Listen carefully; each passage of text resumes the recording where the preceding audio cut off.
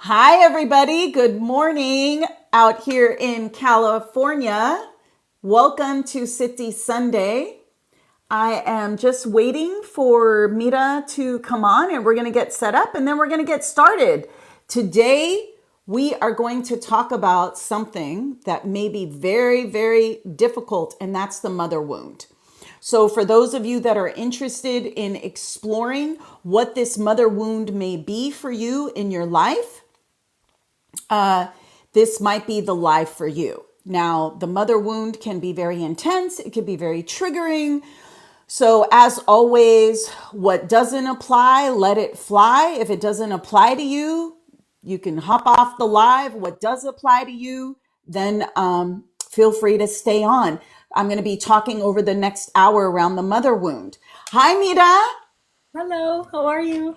Good. Happy Sunday. Happy Sunday. I'm very excited that we're back. Oh, we are back. There was a 2-week hiatus and now we are back. Let's welcome everybody that's joining our live and let's see where everybody's coming from. So for those of you that don't know me, I'll start. My name is Tiffany Totah. I'm a marriage and family therapist in California, in Los Angeles, and I've been doing mental health for 20 plus years. And I created this platform, Community for International Arab, for those of you that are new, as a space for our community to come together and talk about emotional health, which from what I gather, there's really not that many spaces for us to talk about some of these things and some of the cultural nuances that are associated with that. So for those of you that are joining, I want to introduce my amazing assistant, Mira. Mira, introduce yourself to all the new followers that might be on. Of course. I'm Mira. I am Tiffany's assistant, like she just said, and I'm joining you on this amazing live. I'm very, very happy that I'm a part of this community. Yes, and I'm happy because you're the one that runs the show. I'm just the mouthpiece over here.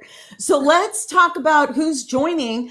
We love to know where people are coming in from. I know we get a lot of people from Egypt. We get a lot of people from the UAE. I think we have some folks from the United States. So for anybody that's on the live, if you wanted to just say hello and let us know where you're coming from, we would love to hear from you.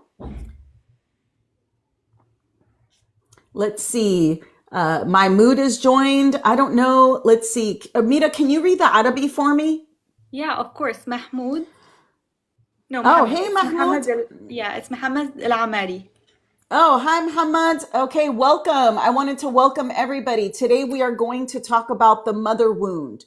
Are people still joining the live? Also, if you have any questions or anything that comes up. Oh, from Egypt. Love that. Yes, welcome. I love all the people that are on this platform from Egypt. Such a great, great community and great group of people. So amazing. So let's talk about, let's see who else is joining. Oh, Qatar. Yes, we always have somebody from Qatar. Beautiful, beautiful country. I saw pictures. It's on my bucket list to go to Qatar. It's so beautiful. The seas are amazing.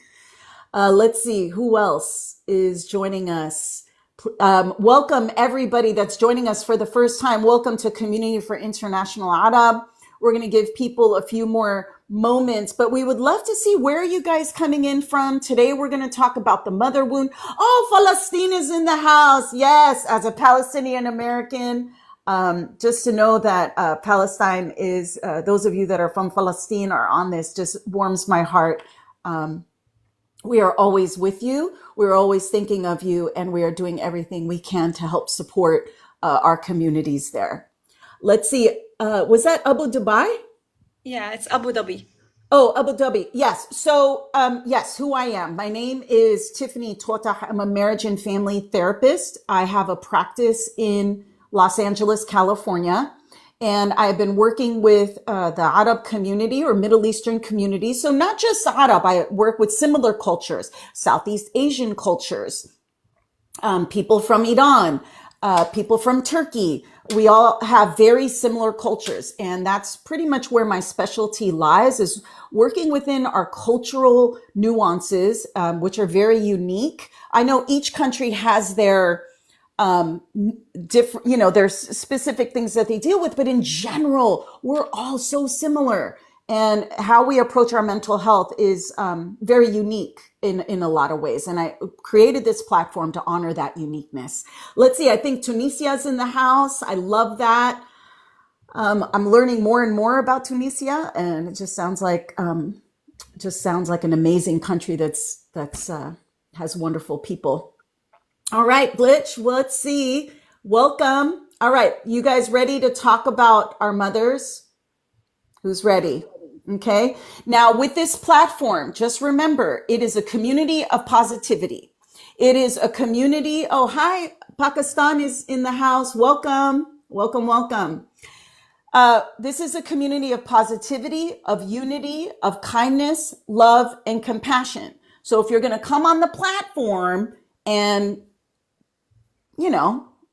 do negative things, Mira, thank you, Mira, she will be muting you, deleting you, because we just don't have time for any of that. And it's not helpful. So just know you will be taken off the live because we can do that. Okay. Now, what doesn't apply, let it fly. If you find yourself getting triggered, if you find yourself getting upset by anything I'm saying, feel free to chime in. I'm just giving you guys general guidelines. If you don't like what I say, halas, insu, just say, okay, I'm just going to let it go. However, I want you to use this as an opportunity too, to understand your trigger, to go, why was I triggered in what she was saying? This community is about awareness. It is about healing. And we cannot heal through a short TikTok video. This right here, what I'm doing, just to let you guys know, is just scratching the surface on mental health. Because the true work is when you're sitting with somebody and you're actually getting messy and just the difficult things about mental health. But I'm happy to be here to just offer some guidance, but know that it is limited. Okay. All right. Any questions? Any questions? Okay, I'm going to get started. Okay. So today I was telling Mira, I said, Mira, I'm talking about a topic, the taboo subject of the damage inflicted upon us by our mothers. Now, this topic will not resonate with a lot of you if you had a mother that was caring and loving and wonderful, beautiful. Great. This may not be the life for you. For those of you who want to open your eyes to some healing and maybe hear some things that will offer you something, then stay on the live and you hopefully will gain some knowledge. Now, if you're curious about this wound, let me explain my intention, because I get a lot of nasty comments about leave the Arab alone, Arab, why are you talking about Arab? Well, I'm talking about Arab because there's no space for us to talk about it. And when I talk about Arab families, I want you guys to know my intention always is to create awareness and healing and love. And I'm a firm believer that no matter what goes on in our Arab families, that we can create more unity, more communication, more compassion, more healing, and more love. But that takes responsibility on our part to do that. If you think that your family, your extended family, they're going to change or they're going to heal in some way, that's the hope. But really, the accountability is upon you to do that. Okay?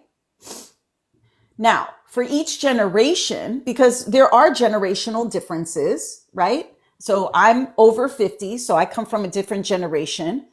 When I hear my mother's generation talk, how do we listen to each generation with open hearts? Are you listening to what may be being said? And remembering that our grandparents have their stories, our parents have their stories, you have your stories. But grandparents have their stories, our parents have their stories, you have your stories. What is happening? What is going on?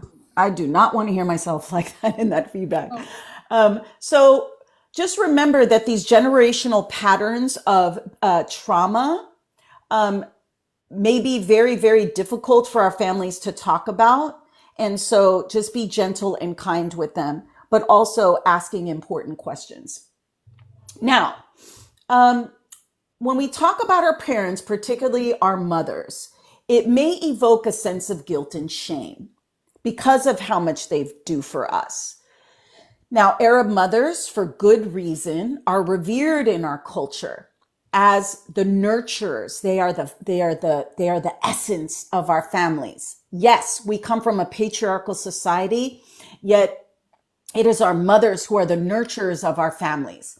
Arab fathers are honored in many ways, and again, for good reason, as the protectors of our families. However, this may not be the case for everyone. And if you're feeling alone and isolated in your experience of your mother, that she wasn't a nurturer, this is for you. And this is for you to know that you are not alone. Our familial relationships can be very complicated and very messy. And that's what they're not linear. And I think a lot of people have this false belief that these relationships should be so healthy and so whole, when more often than not, they're not. I've been a clinician for 20 plus years. I only wish that were true. Most of the time, people come into therapy due to their familiar relationships, and particularly their relationship with their mothers. Now, as a society, whether we're Middle Eastern or not, we tend to idealize this mother-child relationship. Mothers are held in the highest regard. We have these images of the mother fiercely loving and protecting the child, and a child in the mother's arms of being safe and nurtured. Now, that may not have been your experience, but all over social media, all over the movies, we see these like beautiful images of these relationships with mothers. And you may think, oh gosh, that is not my experience. What is happening? And so we're going to talk about how this may impact you today. How does it impact your relationships, this mother wound? And so, excuse me, if you do have a mother that is nurturing and loving, please express gratitude to her. Let her know how much you appreciate her. Let her know how much you honor her. In taking care of her and the way she took care of you. Now, because the mother is the foundation of all life. None of us would be here. Yes, we need the father, but it's when you come out of the womb, it's your eyes when you come out of the womb meet your mother's eyes for the first time. And this is the foundation in which you as a child, now you remember you're adults, most of you are adults listening to this, but you as a child developing a sense of self in who you are from that first connection with her. And if there's any rupture in that, you have a compromised sense of who you are, depending on the birth experience and what she was going through. That is so important for you guys to emphasize, because we beat ourselves up so much that we're not where we need to be. And I'll get more into that later. But you have to remember that early experience with your mother is critical to how you move forward in the future. Any questions so far? I've been chatting too much. Any questions so far? Yeah, Mira, we've any got Hala. questions? How are we doing? Yeah, Hala Uh-huh. asked, how does mother... Can you hear me? Yeah, I can hear you. Okay, Hala asked, how does mother wound affect our love relationships? Oh, yes. Hala, I'm going to talk about that. But first, I wanted to talk about Donald Winnicott, who was a famous pediatrician and psychoanalyst. So if you're Winnicott, it's quite interesting. And he says there's no such thing as an infant alone, but only an infant with their mother. Okay? That's what I'm talking about, that first connection. When you're placed upon your mother's chest for the first time, how much was she able to be attuned to you? So the mother wound, while it's not a clinical diagnosis, it does refer to the type of attachment trauma. So Hella had a question around relationships. Well, When you have this attachment trauma from your mother, that instills deeply rooted beliefs that make the child feel unloved, abandoned, unworthy of care, and numb to their feelings. So you have to understand that if that was your earlier experience and there was an attachment trauma there, that may carry into any future relationships, friendships, romantic partnerships. And if you grew up with a mother who was depressed, as an example, and she was maybe lying in bed, she couldn't get up, she maybe had no support, that her ability to attune to you and your needs may have been compromised. Now, this isn't about judgment. Because mental health is still such a huge stigma, many times our mothers, they didn't talk about mental health. If they had depression or bipolar, or if they struggled with severe anxiety, if they had intense trauma histories that they had to override time and time again, you have to remember that was not something that was readily available to many of them. Okay? It's not like today where the younger generation, there's more permission to talk about it. So growing up, as a result of her not being able to get the support and the help that she needed, you may not have felt seen or heard. And you may have had to take care of her from a very young age, not only physically, but emotionally as well. On top of that, many of you had to probably take care of your younger siblings as well. Okay.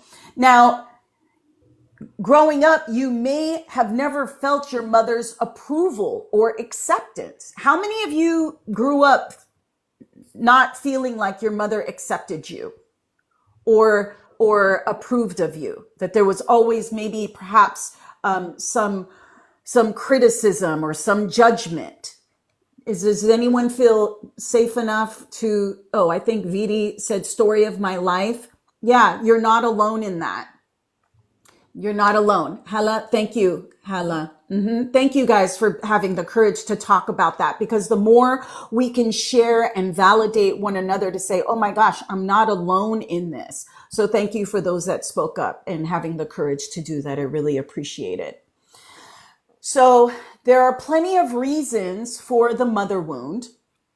Many of us watched our mothers struggle to cope with the cultural demands and stay present to our needs. The azumes, is that right? Do they say that in Egyptian Arabic? Because Yeah. azumes. Yes. So they would be busy taking care of the guests and the adults and cooking and cleaning and stressing out that you as a kid, maybe you had needs, but the nas took precedent over what you needed.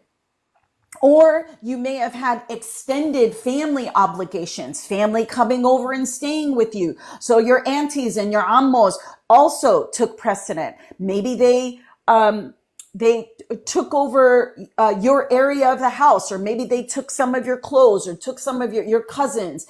And a lot of your needs were, hey, we're going to do these family obligations over your own needs. And so you have to remember that this perfectionism that a lot of us grew up with, having the perfect house and everything done just right, may have left her very anxious, overwhelmed, and stressed, which in turn, she just did not have the bandwidth to be able to stay attuned to you as a child. And so here is where you start to internalize how you see yourself. Now, if you had a mother, which many mothers don't talk about, but if they have a history of child abuse, that's physical, sexual, neglect, if they witness any type of intimate partner violence, any trauma, their immigration experiences, in our culture, we don't talk about our mothers or our grandmothers or women who have been raped. I don't know, sorry if this is triggering for people, but I feel like we need to talk about all the things our mothers had to go through so that when there's that mother wound, again, I'm not excusing toxic, negative behavior. However, I also want us to instill this empathy that some of them have these horrific histories that they don't even speak about. And so you may also have had, and so it may have made your mom, it was difficult for her to nurture you because she didn't have much to give to herself. She may not have been able to nurture anything within her because everything she had to go to other people. Now, most of our mothers were able to provide wonderful meals, right? There's so many TikTok videos and comedians that talk about our parents apologize through food, or they show their love through food. And while that's a blessing, there is a difference between nurturing and providing. Okay, you guys hear that? There's a difference. So they were providing food, providing shelter, yet they were not able to nurture your emotional needs for many of us. Okay? And so while it is a blessing and we can be in gratitude for what they were able to provide for us, however, it's okay to also acknowledge that their nurturance of one's emotional being may have been limited and profoundly lacking. Okay. Let's see. How are we doing on questions, Mira?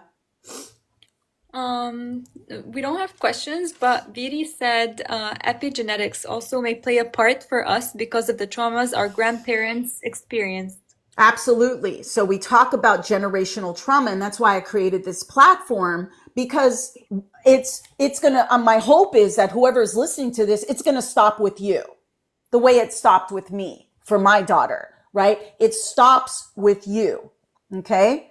If you're open to breaking those generational curses and those generational trauma. But it takes a lot of work, a lot of time, a lot of self-awareness. Again, a 5-minute, 2-second, 30-second TikTok video is not going to have you suddenly break this. It takes so much time and effort. But I also wanted the younger generation, why I created this platform as well, because I wanted the younger generation to say, you don't have to suffer 20, 30 years in the way I did. I want you to know that you can really address this so much earlier in your life, so you're not blaming them and creating more struggle for yourself when you don't have to. Now, it is important to remember as children that the children are very by nature. Children are very egocentric. What does that mean? The world revolves around them. So if their world is not safe, that child is going to internalize that it's because of them. Now, think about your own life. Just think about your history. Think about your childhood. Is how much did you internalize what was happening in your family as something wrong with you, or that you were to blame for what was happening in the family? If you had a mother that would say, I never wanted to have children, I never wanted you, I never wanted to marry your father, I didn't want this life, how do you think you may have internalized that? Anybody want to share how you may have internalized that? Mira, anybody? Rejection. Thank you. Thank you, Hala. Yes, absolutely. As rejection. Thank you, Shayom, that it was my fault. I hope I pronounced your name correctly, right? That it was my fault. That you're not worthy. That you're not, whoever said that, yes, that you are not worthy. So you have to remember as adults, how do you, and I'm going to talk later about how you're going to reparent yourself around that. But it's not your fault. They were rejecting parts of themselves. They weren't rejecting you. They were not able to handle whatever was happening. And that's not your fault. And they did not have the tools. They did not have, especially in our Middle Eastern communities, because again, I have to say mental health, there was such a stigma that it's a completely unique concept to them. And in fact, they may even reject it. I'm fine. Everything's good. And you're still sitting with all these emotions. Vidi, my emotions always mirrored my mother's when I was a child. So I was always upset and sad. Oh my gosh. That is so insightful and so profound. And so this is where, we come from this collective culture. I talk about that all the time. And how do you individuate that? Because if your mother was sad and unhappy and miserable as a child, you may have felt to match that in order to connect with her. And this is maybe how you connect with partners in the future. This is some of the implications of that. That your mother's frustration, yes, it's my fault. And this leads to a core belief. Now think about what beliefs you have about yourself. I am unworthy. I am not enough. I am not lovable. And many times these core beliefs affect not just your personal relationships, your familial relationships, your romantic partnerships. Take a look at your career and your work and your study. It usually affects all these facets of your life. How you take care of yourself. So maybe you feel unworthy to engage in health and wellness because I'm not worthy of living a strong existence physically, emotionally. Now think about your own relationship with your mother. Just think about her for a minute and her ability to meet your emotional needs. Let's see. Vidi says, yes, that's why I hate weaponized incompetence in adults, especially men. Yeah, that's a whole other topic. And this is where we want to come from a proactive approach versus, and again, taking accountability and responsibility. Now let's go back to thinking about your own mother. How much was her ability to be able to stay present to you? This is not a judgment on her. Life can be hard, and our mothers have gone through a lot. But how much was she able to meet your emotional needs? Anybody? Hello, we'll talk about how we'll reparent ourselves. But first, we need to stay present to, on a scale of 10 being she was able to meet my needs, and 0, not at all. Where was your mom on that scale? Anybody want to put the number in? You could just put a number. 10. Okay, we have a 5.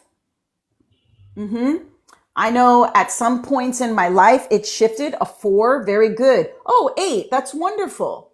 I'm so glad for those people that 4. Yeah, many of us hovered at those that had 8. Bless your mom. Tell her thank you. 10, you let your mom know. Please let your mom know. Because as you can see from the numbers, that you guys are not the norm. Okay, so now let's keep going. What messages did you receive about yourself surrounding your mother's attachment to you? Now, many of you already talked about that. So what are some of the consequences of this mother wound? Now, think about within the context of your own life. Some of the consequences may have been not living up to your full potential due to not feeling good enough, maybe not going for that job promotion or pursuing that career. You may avoid anything that may move you towards success because you felt like maybe I wasn't smart enough. Some of you may stay close to your mother and have an enmeshed relationship with her, like someone had mentioned that as a child you adopted her feelings, that for fear of betraying her for pursuing your dreams or going off, that you needed to be there to protect her, to take care of her, to heal her. So you may not have left the home, or you may have stayed close or kept yourself small because you did not want to leave her. And because many of you have taken care of your mother's emotional needs from a young age, that to actually leave or pursue something may have caused you a lot of anxiety, because it's like, if I don't take care of her, who is going to take care of her? This is very age inappropriate, that it's a mother's role to take care of the child, not the other way around. Now, when they're elderly and they're frail and they have an inability to take care of themselves, and you had a loving relationship with them and you want to take care of them, yes, that's when the roles can be reversed. But the mother is supposed to, by nature, give to the child and be able to stay present to the emotional needs, not the other way around. Now, I think some of you, your mother, you guys may be carrying your mother's grief, the grief of her losses, her sacrifices, and her inability to let go of her own resentments. And so you may have taken on all of that. And then now it skews how you see your life, because you may go through life not trusting people because of that wound. Now, you wonder why many of us live in so much guilt and shame, because we were reminded our existence harmed the one person we cherished and sought approval from. So remind yourself again, it is not your fault. It is not your fault. But then that guilt and that shame for just existing, for just breathing, because there wasn't someone attuning to you to say, Habibi, Habibti, you are worthy, you are lovable, you are wonderful, that you may not have had that. And so somebody asked earlier, how do I reparent myself? And these are the things you need to tell yourself in those moments where your mother has failed to address your emotional needs. Have you ever had that experience where you call your mom because you're in distress and you really needed just that mother to like hold you, even as an adult, just to say, I got you. We're going to get through this together. And it's met with, I don't mean a lot. It's not funny because it's awful. Minimization, invalidation. Why are you worried about this? Insa, don't worry. How many of you have had that experience where you as an adult want to be cared for and want to be emotionally held, and then it's met with complete invalidation of what you were going through? Mira, is that common? Have you seen people? I did. I've seen that a lot, and it's sad because it makes them feel even worse. They're like, I hope I didn't even try to call from the beginning. That's, yeah, you question your life choices and you say to yourself, why did I call this lady who time and time again has failed you? Because that inner child within you is hoping that maybe this time it might be different. And that's where you may have a mom that comes in and out where she may say some good things and you're like, oh yeah, let me hold on to that. But then the next 5 times it's like lacerating.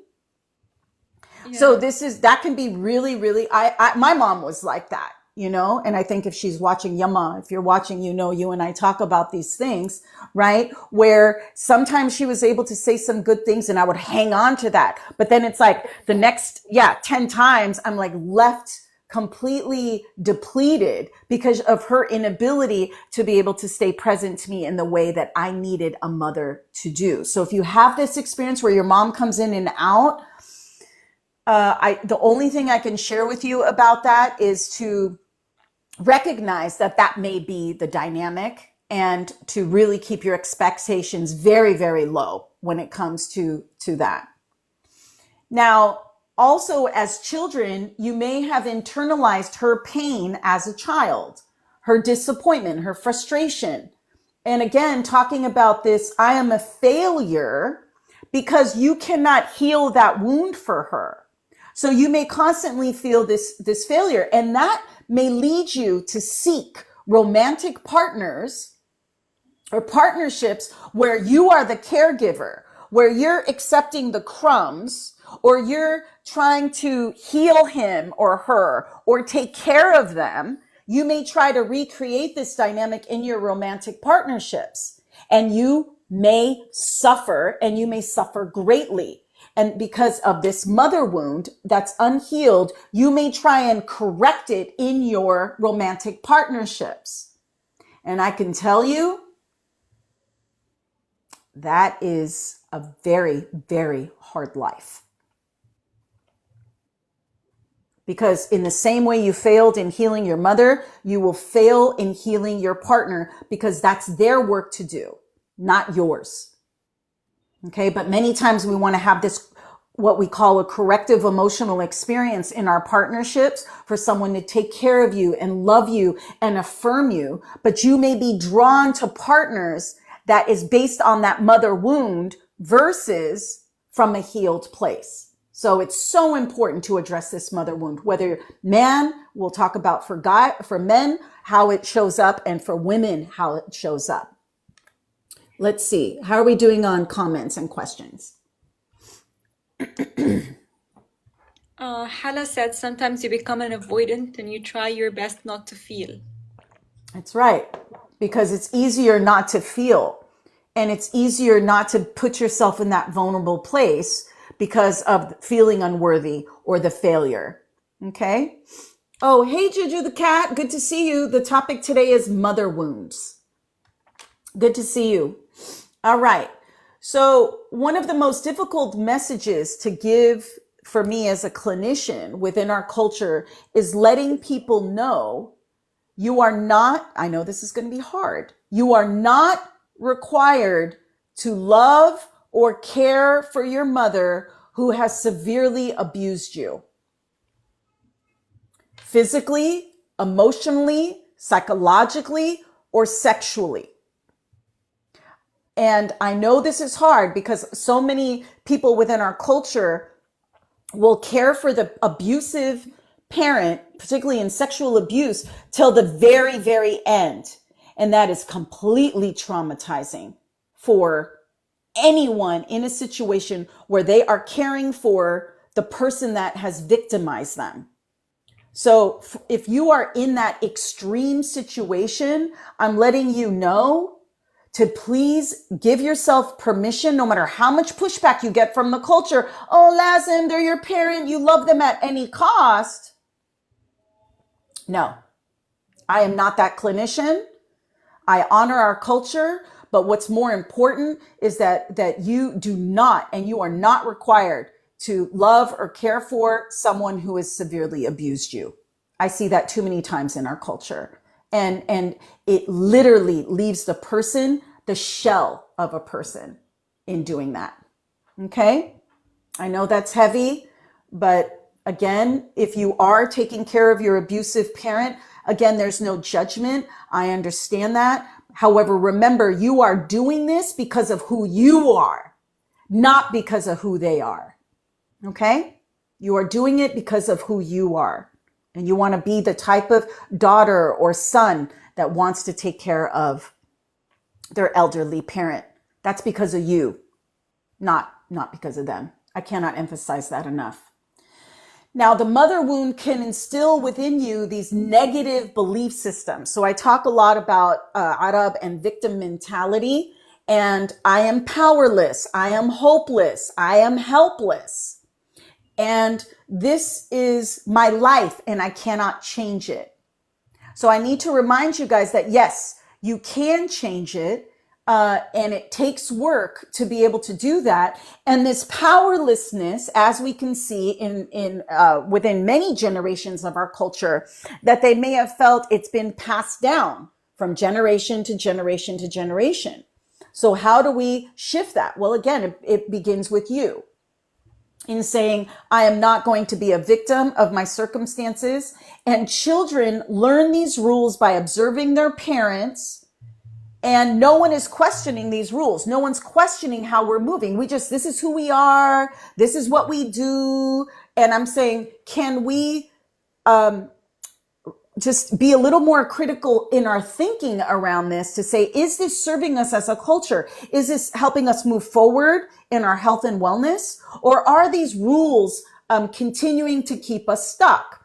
As an example, my Teta would say all throughout my life, be stupid in the kitchen, Teta. She goes, be stupid in the kitchen, right? Don't cook. This is, again, a very older generation, right? But what did I observe as a child? I observed my mother, my teta, my aunts slave away in the kitchen every single day. So as a child, I'm going to model the behavior, not what they say. I'm going to model what they do. So that is why it's so important to be intentional in in how you move forward. And to know that children are going to observe your behavior and tend to emulate the parent's behavior. And this is why we see the mother wound get passed down from generation to generation to generation. Let's see, Hamza, even in Islam, yes, our duty to care about parents, there is a limit. Sometimes parents are problematic. I agree with you. And that's what I was saying earlier, and how important it is that in severe cases, to put you, can you mute Leo? I can't even, some of these comments, my gosh, oh my God, the immaturity, I cannot. Let's develop some emotional maturity here and not say silly things on a live that's talking about the mother wound. Now, many of our parents wanted the best for us. So I always look at it from a more strength-based perspective, that they wanted the best for us, yet they could not provide an example of, this is why the generational trauma continues and the messages may continue, because for you to be able to let go of the generational trauma, it's about, you may have to carry this heavy burden of really pushing against a lot of these cultural norms and expectations and ways of being. And you may be the lone ranger in that. You may be all by yourself in a family system that's going to say, why are you questioning things? Why are you doing things different? I know with my own daughter, I raised her with the good things from our culture, the wonderful things from our community, but I really let go of all these other things and to stay present to her. And I got pushback. You're spoiling her. Like they wanted me to be strict with her and put her down and judge her and have her comply. And I said, I'm not going to do that. That I can have her embrace the love of the culture and also give her her own autonomy to be who she is. And this is what I'm hoping many of you can learn, that balance. But I had to get through my own mother wound to be able to stay present to Binti in that way. All right, let's see. All right, so for sons, so for the men out there, the mother wound may show up in that you may be shy to have close relationships with people. A fear that your romantic partner, like in you getting in, so if you're not married, as an example, right? And the whole family's saying, yeah, Lish, how come you're not married? You have to be married. And then you are like terrified on the inside because you're saying, I'm afraid that my romantic partner, that I might be consumed by this person in the same way your mother may have consumed you with her endless emotional needs. And here she's pulling on the son to take care of me, fulfill me, and in some cases to be the husband. And for young men growing up, that is an intense burden. And for them, they're saying this dread of getting involved in a partnership as a result of that.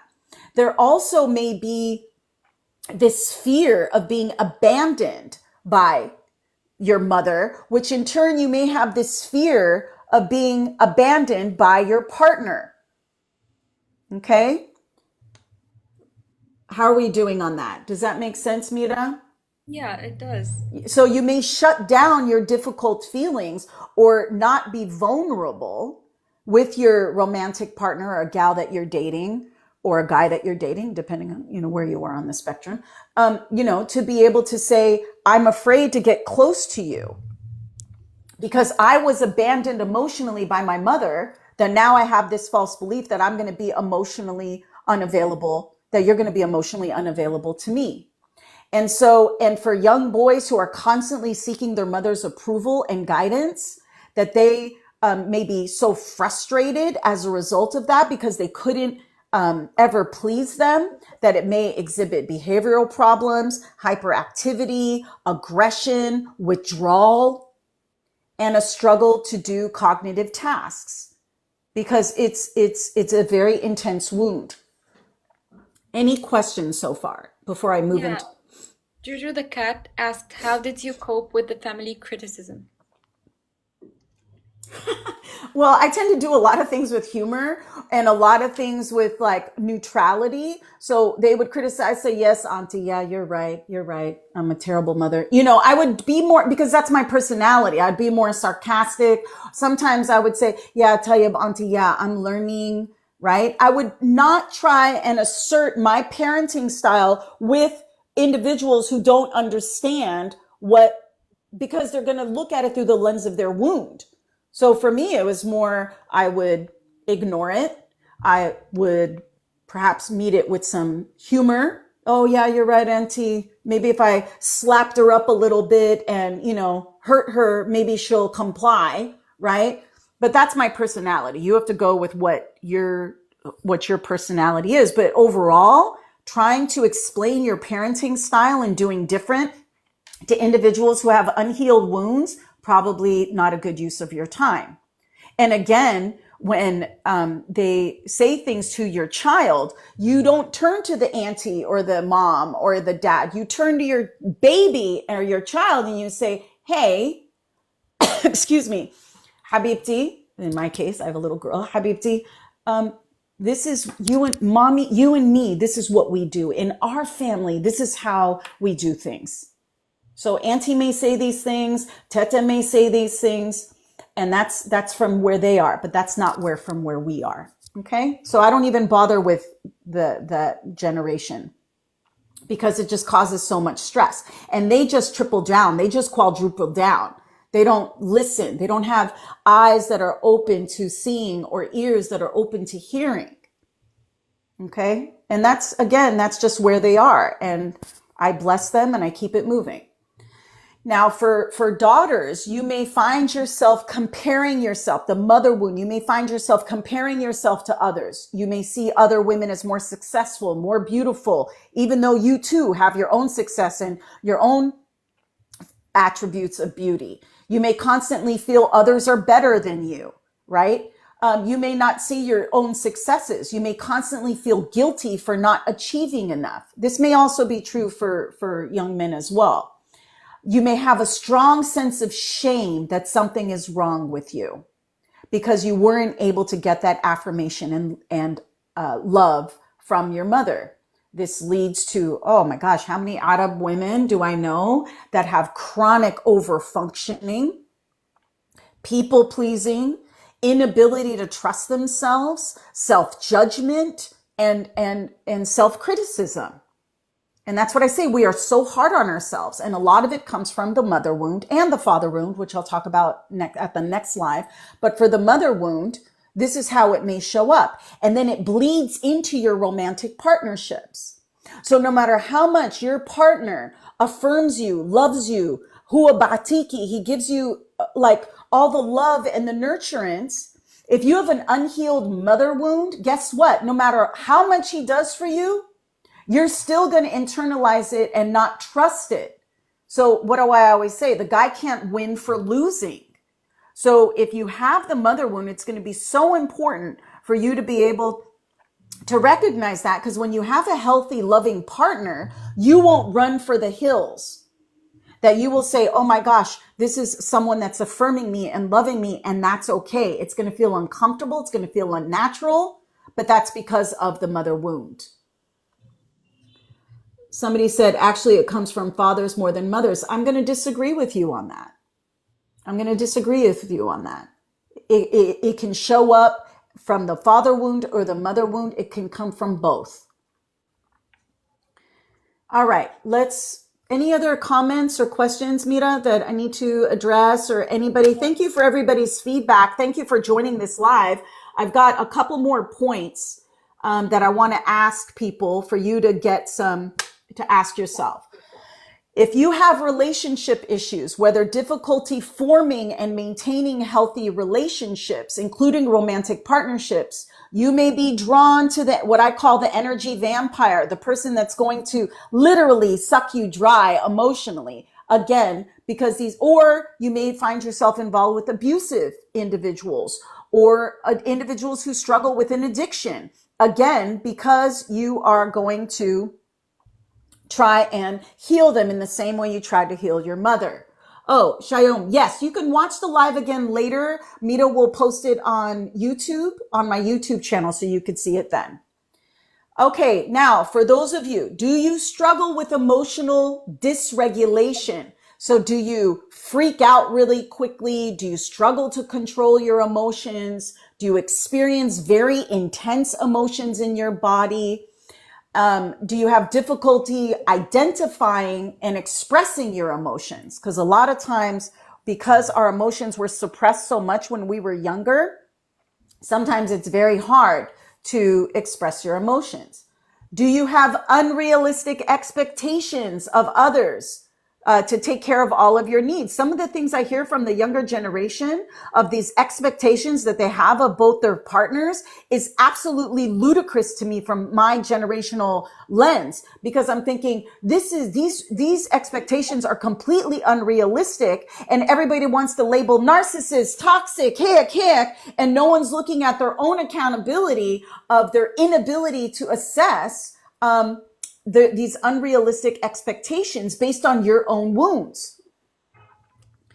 Sometimes you fear abandonment, right? A sweetie doesn't call you back or text you back within a short amount of time. Now, I know everybody's instantaneous, but maybe they're working, maybe they're busy, maybe they're taking a nap.